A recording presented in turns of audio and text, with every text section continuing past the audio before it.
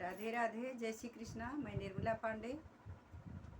मैं एक गाना गा रही हूँ, आप लोग को अच्छा लगे तो लाइक शेयर सब्सक्राइब ज़रूर करना। पूरा वॉच करके, फुल वॉच करके देखना मेरा वीडियो।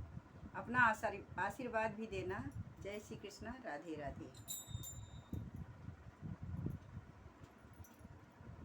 देख देख देवलिया पे का लिखल बा, देख देख देख देख देवलिया पर का लिखल बा, देख देख समधी के बहिनी का चित्र छपल बा, आँख में काजर लगल बा, ओठ में लाली लगल बा, देख देख हो देखा देखा देवलिया पर का लिखल बा, देख देख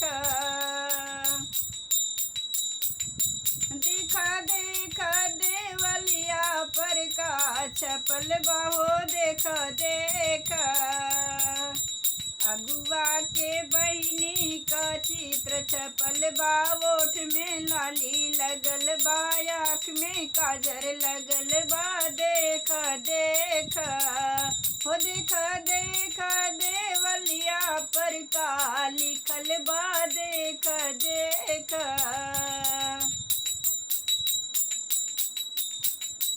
देख देख देवलिया पर का लिखल बा, देख देख दुल्हा के बहिनी को चित्र छपल बा, आँख में काजल लगल बा, ओठ में लाली लगल बा, देख देख हो देख देख देवलिया पर का लिखल बा, देख देख देख देख देवलिया पर चित्र लिखल बा, देख देख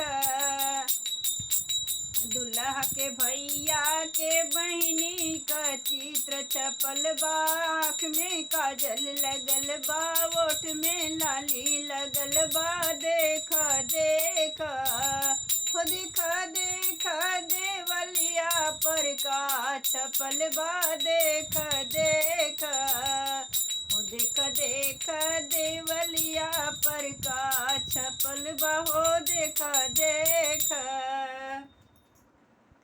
राधे राधे, जय श्री कृष्णा। अच्छा लगे तो ज़रूर आप लोग बताना कैसा है मेरा गाना।